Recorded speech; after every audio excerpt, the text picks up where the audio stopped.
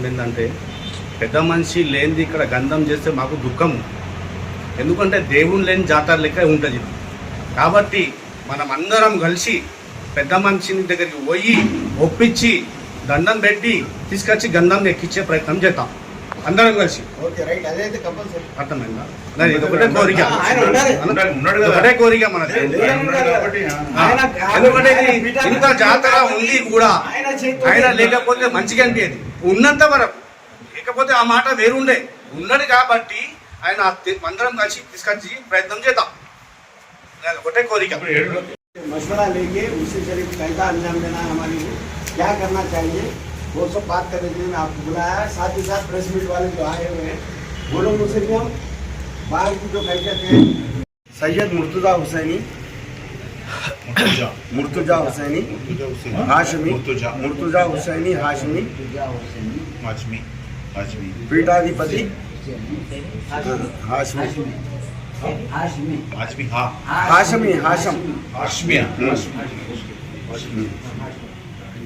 पीठाधिपति हाशम पीठ दस्तगीर बीजापुर बीजापुर पीठाधिपति ना बीजापुर हाशम पीठ दस्तगीर बीजापुर हाशम पीठ दस्तगीर पीठाधिपति दरगाह दस्तगीर बीजापुर कर्नाटक इंको आयन सूफी शाह मोहम्मद जाकिर हुसैन इलियास जीशान पाशा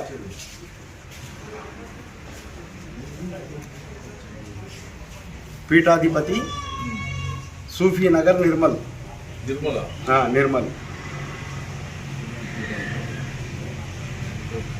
इधर कलसी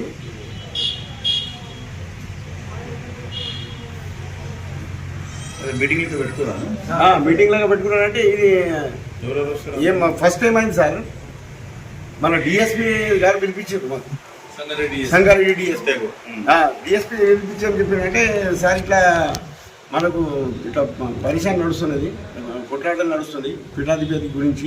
మా చిన్న తమ్ముడు నా రేస్లో ఉన్నాడు కాబట్టి నాకు అన్ని పనులు చేయడానికి ఇబ్బంది చేపెడుతున్నాడు, దర్గా పనులు.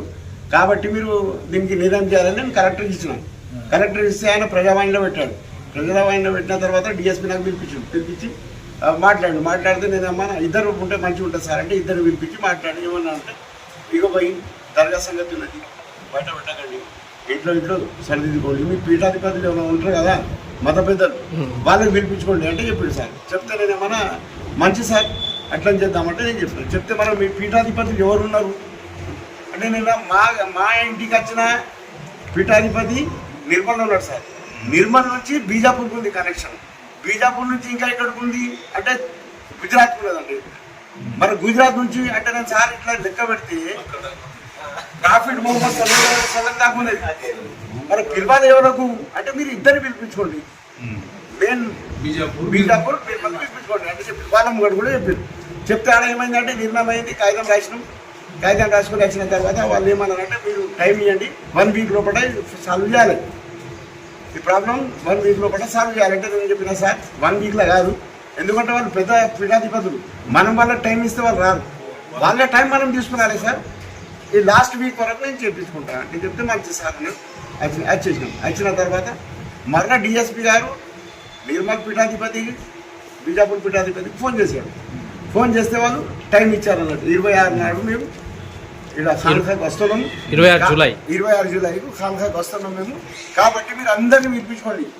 ఇప్పుడు ఖలీఫాలు ఉంటారు కదా సార్, మెయిన్ ఇప్పుడు మనకు మెయిన్ బ్రాంచెస్ అనుకోండి, మన బ్రాంచెస్ మెయిన్ ఉంటాయి కదా, వాళ్ళకి పిలిపించుకున్న తర్వాత మనం నిర్ణయం చూస్తాం అంటే చెప్పింది సార్.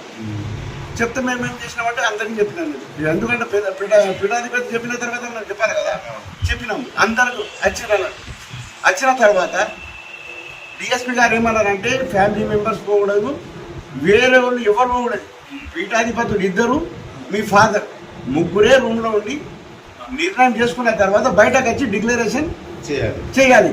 ఆ డిక్లరేషన్ మాకు సబ్మిట్ చేయాలి, చేస్తాం.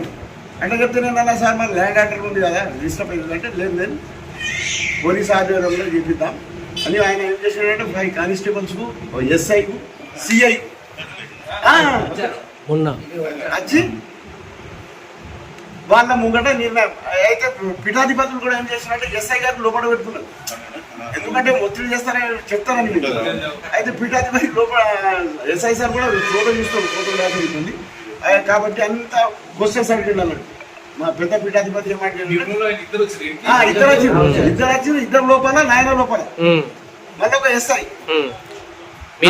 మీ తర్వాత ఎవరు అయితే డిస్కస్ చేస్తే ఏమనంటే లేదు అట్లా అది కాదు. అయితే కొన్ని క్వశ్చన్ చేసేది అన్నాడు. ఎందుకంటే మైండ్ పని చేస్తుందా చేస్తారా టెస్ట్ చేసేది పీఠాధిపతులు. అయితే ఆయన ఏం అడిగిందంటే పెద్ద మహారాజు ఎప్పుడు కాలం చేసిండు అంటే ఏం చేసిండంటే 2004లో చేసిండు. మా ఫాదర్ చెప్పింది తప్పు 76 years అవుతుంది ఇప్పుడు. దాని తర్వాత ఏం చేసిండంటే మీ ఫాదర్ కాలం చేసిండు 2014 అది తప్పు 2004లో అయింది. మన దాని తర్వాత ఏం అడిగినట్టే మీకు ఎంతమంది కొడుకులు సమాధానం చెప్పాలి. అయితే మీ వైఫ్ ఎప్పుడు చనిపోయింది అంటే నిర్మలప్పకు చూపెడుతుంట ఈయనకు తెలుసు అని. మీ కొడుకుల పేరు అంటే పేరు కూడా చెప్పాలి. ఇక వాళ్ళు ఏమన్నారంటే చలో పోయి మెమొరీ లాస్ ఉంది కాబట్టి 20 ఏళ్ల ముందు చేసిన నిర్ణయమే తొలి నిర్ణయం. మాది ఇక్కడికి వెళ్ళి మేము నిర్ణయం తీసుకుంటలేము. అప్పుడు హెల్తీ ఉండే, మైండ్ ఫ్రెష్ ఉండే, రాసింది ఉండే. రాసిండు అందరు సంతకాలైనా సార్. అందరు సంతకాలైన తర్వాత లాజిక్ ఉంది ఒకటి. ఎందుకంటే మొత్తం డాక్యుమెంట్స్ నాయన పెట్టుకున్నాడు. ఎందుకు బిడ్డ నేను ఉన్నా కదా అంటే చెప్తే నేను ఊరుకున్నా. ఎందుకంటే ఫాదర్ ఉన్నాడు, ఒక గురువు. దాని తర్వాత ఏమన్నారంటే మా తాత కూడా మా ఫాదర్ సేవకరణ చేయలేదు. ఎందుకంటే ఆయన కూడా జాబ్లో ఉండేది, ఇంప్లాయ్ ఉండే. ఆయన కూడా సేవకరణ చేయలేడు. కానీ తాత నోటితోడు చెప్పిండు కాబట్టి ఆయనకు ఖాయం చేసాడు. నాకు కూడా ఆయన నోటితోడు చెప్పిండు. చెప్పిన తర్వాత నేను ఏమన్నా అంటే నాయన నేను ఉంటా. లేదు బిడ్డ నేను మా నాయన చనిపోయిన తర్వాత నేను వచ్చిన కాబట్టి నువ్వు కూడా నేను చనిపోయిన తర్వాత ఇంటికి రావాలా. గురువు మాట తాత మా నాయనకి చెప్పిండు, నాయన నాకు చెప్పిండు. చెప్తే ఫాదర్ అయితే లేడనుకో. ఇప్పుడు గురువు ఫాదర్ మాటకు మనం ఏమన్నా చేయొచ్చు కానీ గురువు మాట చేయాలి నిర్ణయం. ఓకే అనండి. ఓకే అన్న తర్వాత 2014లో నాకు రిటైర్మెంట్ అయిపోయింది. రిటైర్మెంట్ అయిపోయిన తర్వాత కూడా ఒకసారి అడిగినది ఆయన రిటైర్మెంట్ అయిపోయింది కొద్దిగా నాకు అవకాశం ఇస్తే నీ సేవ చేస్తా కదా అంటే చెప్తే నీకు చెప్పింది అర్థం కాలేదా అన్నాడు. చెప్పింది నీకు అర్థం కాలేదా అంటే సపోర్ట్ తాగకుండా. దాని తర్వాత ఈయన ఆరోగ్యం కొద్దిగా మెమొరీ లాస్ అయిపోయిన తర్వాత వీళ్ళు ఏం చేసిందంటే ఇక వాళ్ళ ఆయన మెమొరీ తోటి ఆట షూట్ చేసిండు. కాగితాలు రాపించుకున్నాడు, సంతకాలు తీసుకున్నాడు. సంతకాలు కూడా కరెక్ట్ లేవు.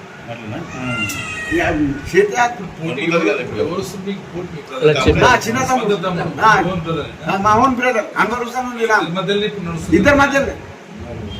అయితే పెద్ద మనుషులు ఏం నిర్ణయం వచ్చినాయంటే పాత నిర్ణయమే డిసైడ్ చేసింటే అదే ఖాయము.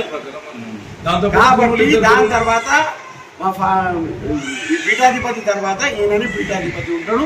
మొత్తం భూమి కానీ మొత్తం శిష్యులకు కానీ అందరికి సేవకరణ చేసుడు ఈయన బాధ్యత అంటే చెప్పి ఇడిచిపెట్టి రాసిండు. కాగితం రాస్తున్నాడు. అప్పుడు ఏం చేసినట్టే సార్ అందరు బయట ఉన్నాం కదా, వాళ్ళు లోపలికి దొరికింది. మా తమ్ముడు గిట్ట ఫ్రిడ్జ్లోకి వెళ్ళి డైరెక్ట్ పాలు తెచ్చి వద్దదంటే పోలీసులు కూడా వద్దనగా తల్లిదండ్రులు కూడా తాగిపించారు పాలు. మన ఫ్రిడ్జ్లోకి వెళ్ళి తెచ్చిరా మనకైతే తెలియదు. కథం రాగానే వామిటింగ్ స్టార్ట్ అయింది. వామిటింగ్ స్టార్ట్ అయ్యాక మొత్తం పబ్లిక్ ఉంది కదా, ఇక పబ్లిక్ నిడిచిపెట్టి రాకు ఆయనతో ఫాదర్ తీసుకొని హాస్పిటల్ కూడా పోయి ఏం చెప్పినట్టే హార్ట్ అటాక్ వచ్చింది, స్ట్రోక్ వచ్చింది. హరాస్మెంట్ మెంటల్లీ హరాస్మెంట్ చేసినందుకు ట్రీట్ చేసి ఏం చేసినట్టే వాళ్ళ మీద ఒక కేసు బుక్ చేసింది పెద్ద మంత్రుల మీద. ఆ పేరు మీద పీఠాధిపతి వచ్చి ఆయనకు మెంటల్లీ హరాస్మెంట్ చేస్తే ఇది ఇట్లా అయిందండి. పీఠాధిపతులు నా పేరు ఒక 10 మంది ఉంటారు మంచి ఇక దాని తర్వాత ఏమైందంటే తీసుకొని వచ్చి డిశ్చార్జ్ చేస్తున్నా నేనేం చేసినట్టు డిశ్చార్జ్ చేసేటప్పుడు పోయి చూస్తే అలాగా ఏమైందంటే వాళ్ళకి రిపోర్ట్ ఇంకొకటి చెప్పేసినారు. అయితే వాళ్ళు రిపోర్ట్ తీసుకున్నారు.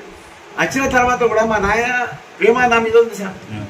ఎందుకంటే డిశ్చార్జ్ చేసి తెస్తున్నాం. మా అల్లుడు ఉన్నాడు, నేనున్నా, మా 2 కొడుకులు ఉన్నారు.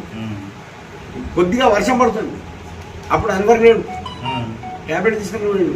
డ్రైవర్ ఉన్నాడు, మరి మా తమ్ముడు చిన్న కొడుకు ఉన్నాడు, మళ్ళీ ఇంకొక చాంద్ అంటే ఇక్కడ ఉంటాడు శివకుడు, వాడు ఉన్నాడు. అయితే పెద్ద మనిషి నాకు పిలిచాడు దగ్గర, ప్రేమ లేకపోతే పిలవాడు.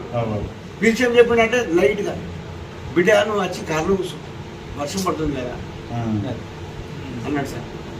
అనగా నాకు తొళ్ళు మనకు నేను లేదా నా బండి నేను బండి వేస్తానని చెప్పిన తర్వాత నేను దూరం వెళ్ళిపోయాను. మా అల్లుని పిలిపించి వానికి రమ్మను, వర్షంలో నాంతోడు వచ్చి వెనక కూర్చోమను అంటే చెప్తే మళ్ళీ నేను పోయినా, నాయన నేను కూర్చుంటా, నేను నీ అంటే కూర్చుంటే తమ్ముడు మళ్ళీ నీకు పరిశాన్ చేస్తాను కాబట్టి నాకు బండి ఉన్నది, నేను నీ వెనక వస్తున్నాడు అంటే నేను చెప్తే వాళ్ళు ఏం లేదు. నేను వచ్చేసిన. వచ్చిన తర్వాత నెక్స్ట్ డే నేను హైదరాబాద్ టూర్ పోయినా, పత్రికలు ఇచ్చేది కూడా నేను హైదరాబాద్ పోయినా, కొద్దిగా పని ఉండదు. హైదరాబాద్ పెట్టాలక్కడ ఏమైంది కూర్చున్నాను సార్, మొత్తం సామాన్ సర్దుకుంటా, ఏం లేకుండా ఏమీ లేదు, లైట్లు, ఫ్యాన్లు, ఏసీలు మొత్తం. ఇప్పుడు ఇల్లు ఎట్లా కాలిపోతుంది, ఇల్లు కాలిపోతుంది సినిమా మొత్తం. నేను టూర్ పోయినా, నేను ఇక్కడ ఉండకుండి. అయితే 26 నాడు నుంచి నేను విసిరి చేశాను. ఎందుకంటే గడపడలేదు కదా, ఉడుసు ముంగట ఉంది, మరి ఉడుసు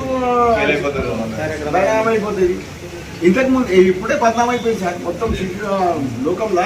ఇది ఎట్లా అవుతుంది అట్లా అవుతుంది అంటే ఇది ఎట్లా అది ఉన్నదంటే ఇప్పుడు టీవీ ఛానల్లో కూడా చెప్తుంది, ప్రయాణం పట్టింది. టీవీ ఛానల్లో ఇచ్చిర్రు అది అన్నాసాగరం ధర జ్ఞానం పట్టిందండి.